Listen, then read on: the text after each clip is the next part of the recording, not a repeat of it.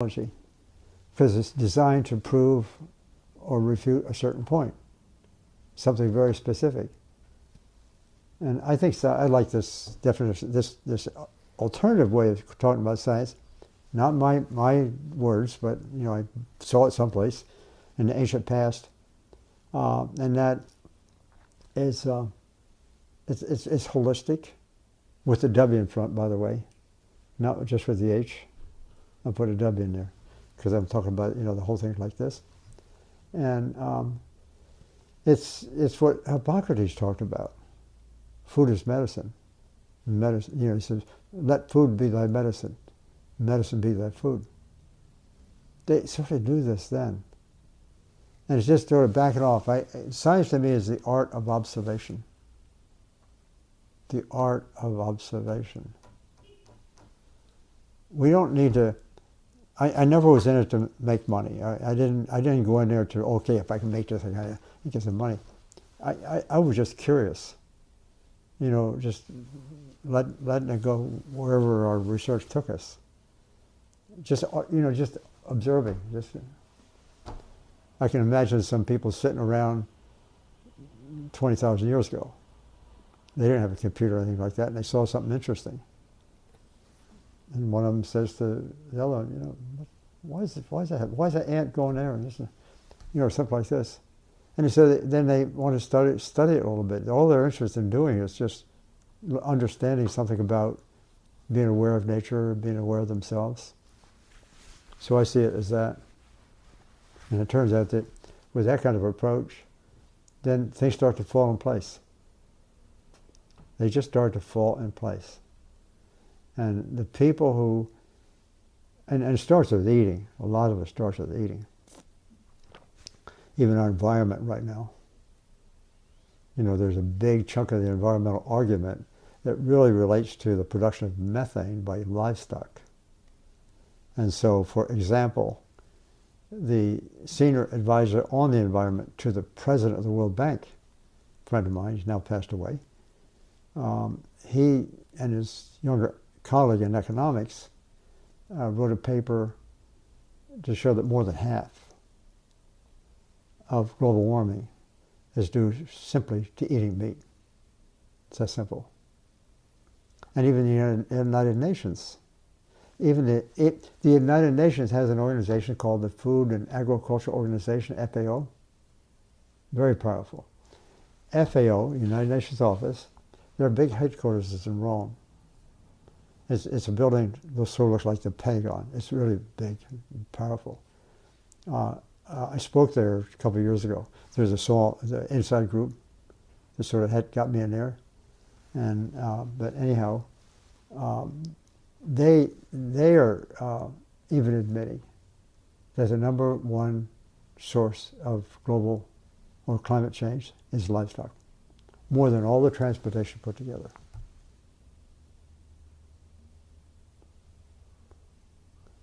So I mean, food, just deciding on what kind of food to eat and how do we produce it.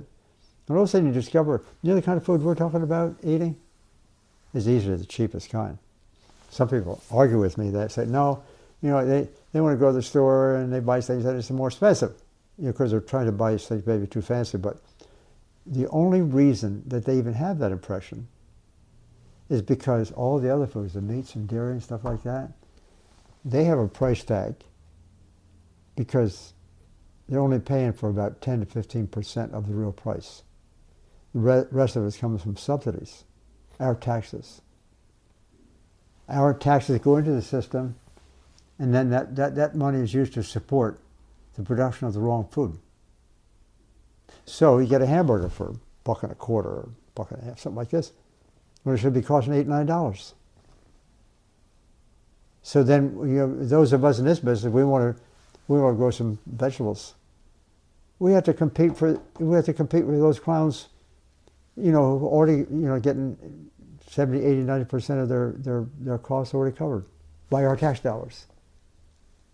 So, as taxpayers, we're putting our money into the government so they can turn around and produce the wrong food to feed to our kids, and then we get sick, and then we become customers of the drug industry.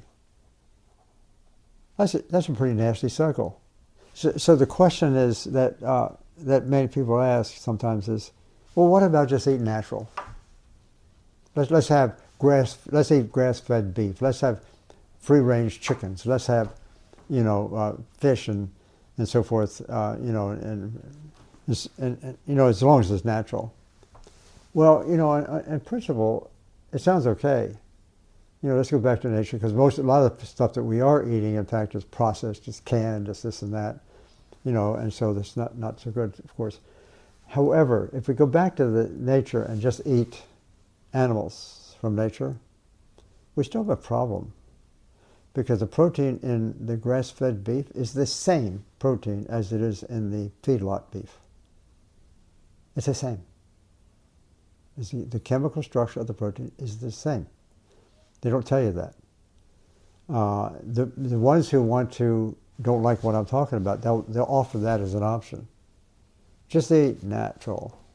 It's kind of a step in the right direction to talk about this disease being related to that disease. Diabetes, for example. You get diabetes, it raises the risk for heart disease. Yes, raises the risk for heart disease. Obesity, overweight problems. Yes, that's sort of related to colon cancer and breast cancer and so forth, and heart disease. There's an elevated risk. As if one causes the other. I don't agree with that concept. One does not cause the other. That's a fancy way to maintain this myth of, there you got this disease, if you get this, you get that. No, the cause of both is the same. See, some of us, so we all, let's say we all eat this raw food. Some of us are going to get heart disease first, and some of us are going to get diabetes first, and some of us are going to get this and that. We're going to grow different weeds in our garden. That's what we're doing. And so, and for some of us, one of those will come before another. It doesn't mean that one is linked to two. That's not the wrong that's the wrong philosophy. We all have genes, of course. And we have some genes, all of us do, that we'd probably rather not have. They're there. And it always was that way throughout our history of the natural history. There were always some genes. But during that course of time, somehow, this is what really fascinating I felt in our work, was that our bodies have this really fascinating abilities to protect against what otherwise might be damage. I mean, it's really good. It detoxifies chemicals, best it can, even chemicals it never saw before, the body always has this amazing ability, but it does it best when we give it the right resources. And whether diabetes comes before heart disease or vice versa, it doesn't get me very interested. Because what that suggests, if diabetes causes heart disease, let's treat diabetes, we won't get heart disease. But we'll keep on eating raw food. That's garbage. We might knock down diabetes, might repair a little bit of the damage of diabetes, but the heart disease is going to come along anyhow if you keep on eating the wrong thing. So it's a model for supporting the drug industry. Well, the diabetes is really interesting. My son, Tom, I think has some of the best explanation of that, because he went back and did a fairly careful review of some of this on the diabetes question. But it turns out that diabetes, as carbohydrate intake in the past was pretty high. As it declined, as total carbohydrate declined, keep in mind, carbohydrate comes from plants. So as from 1910, for example, until today, the last 100 years, total carbohydrate has declined. As that declined, diabetes went up like this. So the lowest diabetes was related to the diets that have the highest carbohydrate. And also the same thing with animal protein. As animal protein sort of increased, diabetes increased. So did heart disease. So you look at all these trends, you look at them over time, and they all come together. in the sense that the perfect food really is the whole plant-based foods. That's the perfect food. Vegetables, fruits, grains, legumes, period. And you need some starch. You'll hear that from Dr. McDougall. We need some energy in that mix. And so what kind of energy? Well, most of it get it from grains. A lot of us get it from tubers. Sweet potatoes, stuff like that. But we do need some foods for getting adequate energy, no question about that. But we also need to make sure we get enough of the leaves and fruits, and that's good stuff. Anything that's colored, because the stuff that's colored, they have compounds in them that are participating in gathering the sun's energy, and that's photosynthesis, and all those colored compounds turn out to be antioxidants. That's a good deal. Antioxidants. So you get that from plants. You get all the carbohydrate from plants. You get the right kind of protein from plants. You get the right kind of fat. When you're doing it that way and this is really key. I think all of us in this field agree with this. Don't add back don't add back any really added oil. Added oil is a bad deal. Eat the plants, but do it without the added oil. Because the added oil that we're using is what we now know is mostly so-called omega-6. That's pro-inflammatory. Corn oil, for example, is loaded with omega-6. And the ratio of omega-6, which is pro-inflammatory, with omega-3, which is anti-inflammatory, that ratio should be more or less even. If you're in a whole food plant-based diet, you're not throwing in a lot of oil on top of it, then the ratio is about 1 to 1, 2 to 1, something like that, of the omega-6 to omega-3. That's ideal. Total fat is down, ratio is about right. But what we've become in this country with all the fried foods and stuff like that,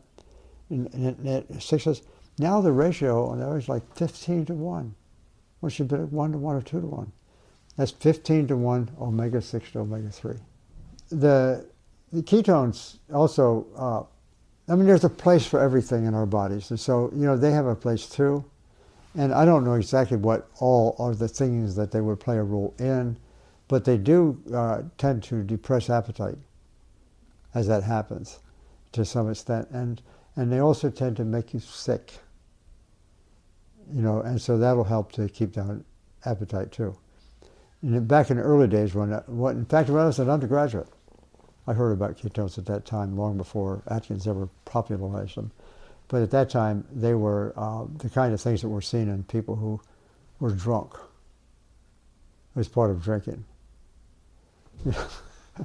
And so the excessive ketones in your body is not a good thing. It's okay, if you're way overweight, okay, and your ketone levels are going up for whatever reason, you're going to tend to lose some weight. There's no question about that. Because for one thing, it has an effect on your appetite. But that is not the long range. That's not the long range deal by any means. It's a short range thing. People like it, lose some weight, but that's not the way to lose weight. They base their, like many of these arguments. I know that paleo people, the two kingpins essentially. One guy's name is Boyd Eaton, a really fine man, an older man, who was doing some work on looking at the fatty acid content of wild animals versus domesticated animals, and found that wild animals had a little better mix, these fatty acids. He didn't know his ideas at that time are going to be taken to the extreme they have been. And in fact, he's kind of backing away from it. I met him a couple of years ago. I knew him from years ago. He's kind of backing away from it. The other person who really took it and ran with it was Loren Cordain, who is the author of the book, The Paleo Diet. Cordain is a professor at Colorado State University. And I think he got his degree in exercise science. He's not really trained in this area, but he had an opportunity to publish a book and get into this. So he kind of really took Boyd Eaton's stuff and some others and brought it into a book and wrote this book, Paleo Diet, and then based his arguments on some analysis of archaeological digs supposedly showing that, in ancient times, we were hunters more than we were gatherers, which is nonsense. Paleontology, the people who do that kind of work, they've come along and, it was hard to record, in fossils, for example, how much plants we ate. I mean, that stuff disappeared. Bones, could kind of hang around. So the story got really pretty accentuated. And eventually what Cordain learned early on was that the people liked the idea. I'm going to eat like the ancient people. That's what they usually, they were really eating animals. Go for all this. They were eating animals. I'm going to eat animals too. Well, guess what? When he came out with that book, the animal industry loved it. Because, it just really gives some justification for eating high protein, high fat diets. Cordain, I know him fairly well. In fact, he and I have been pitted against each other in debates 2 or 3 times. And so he got a lot of support from people who were enthusiasts for the high protein, high fat diets, the Atkins type people. And he tried to cover his footsteps a little bit, I think, by saying, I do advocate, fruits and vegetables. Because he would say to me, he said this one time on Larry King's show, he said, Colin, you and I, we think the same way. Of course, I said, no, Lauren, we don't. you like to say that, to give your whatever, your message a little more correctness, I guess you could say. But no, because people who follow the paleo advice or the Atkins advice or the ketone advice, look at their plates. Look what they do. All these books, what they're doing. They're interested in making money. Okay, and so what are they going to do? They're not going to try to sell a book that I ended up selling, not for the purpose of making money, but they're going to sell books they get paid for it. And then the way, and I know the whole game. They come out with a book, and then if there's money behind it, in some cases a lot of money behind these books, what they do, the industry will come in or somebody will come in who's got that money and buy the books back to make it look like, sales of books are really up. And they'll do it right at the time the New York Times, for example, is listing the top sellers. So a lot of books have been bought back, and so the sales are high. And the New York Times bestseller. That's the way it works. The main reason that people want to eat animal food, it's been that way for a long time, is because it's a source of that really valuable protein. And the story kind of hung around for many, many years that protein comes from animals. Therefore, eat animals, got to get that protein. So, I can make quite a story about that in science, how that whole idea became embellished over the decades, centuries. And that's the main reason they'll argue that we need animals. In reality, and this is what our research showed too, we get all the protein we need, plentiful, and the right kind, from eating plants. We do not need 1 gram of protein from animals, not 1 gram. In fact, I got a chart, and I show that in some of my lectures. If we get protein up to about, like in the case of the rats, up to the level that they need for good health, they'll use any kind of protein under the circumstance, experimental conditions. But once they have enough protein to meet the body's needs, because protein is important. Once they have enough, that's us too. Once we have enough, and we get it from plants, but once we have enough, if we then, because of our worship of this thing, we start adding more protein, that means eating meat. That's when cancer starts going up. That's when blood cholesterol starts going up. The chief cause of blood cholesterol is animal protein. It's not saturated fat. It's not total fat. It's not dietary cholesterol either. Those are riders. They come along on the trip. But basically, it's the animal protein that causes increase in blood cholesterol. That was first discovered in 1909. Yeah, and nobody knows that. So I wrote this one article. You may have a couple articles recently. You can look at some of my stuff.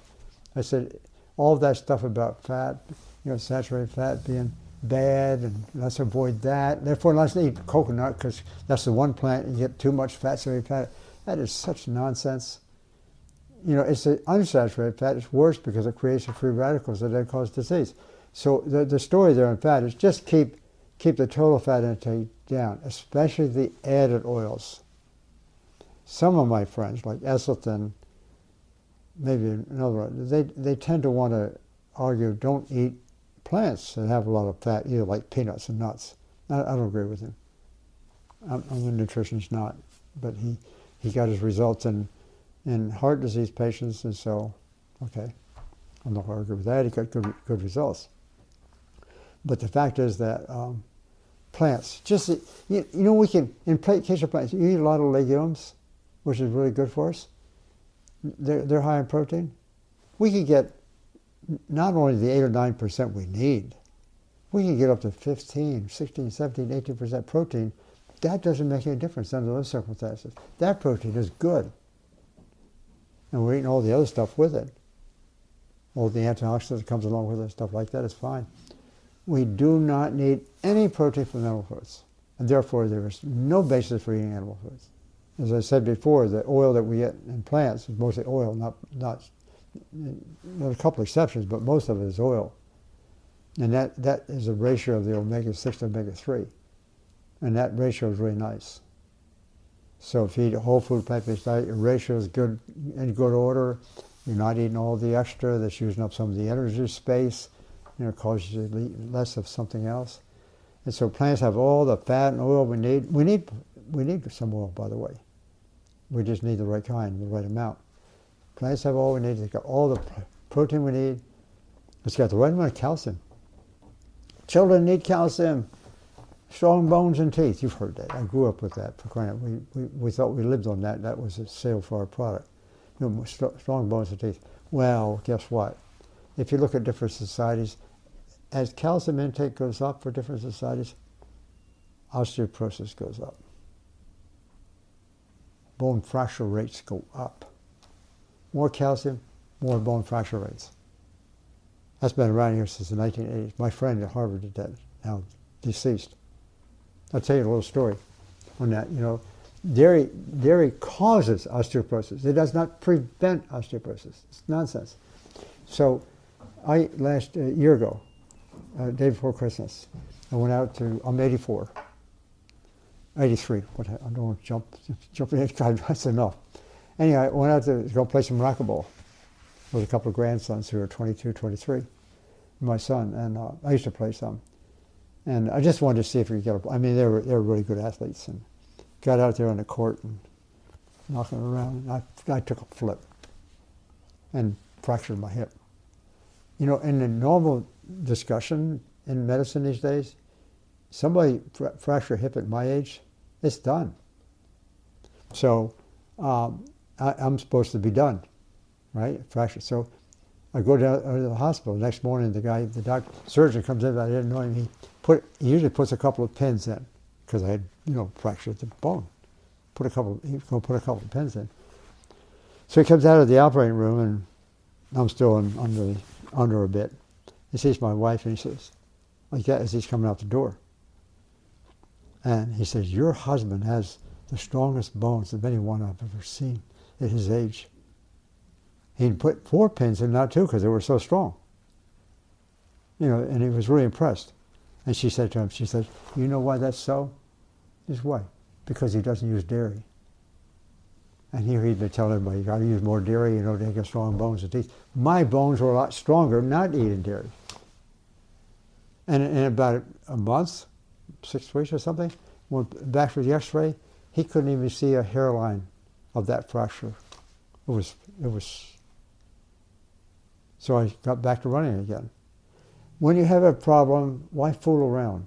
I mean, some people can achieve a lot without necessarily going the whole way, maybe, okay?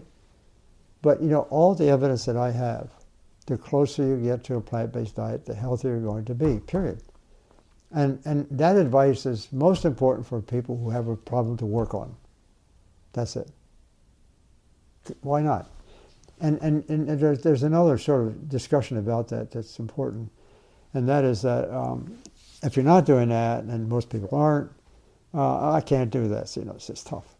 But what they need to know is that the food they're now eating, they're addicted to it. It's like any other kind of addiction. And Doug Lyle will tell you this. I kind of rely on Doug this. They're eating.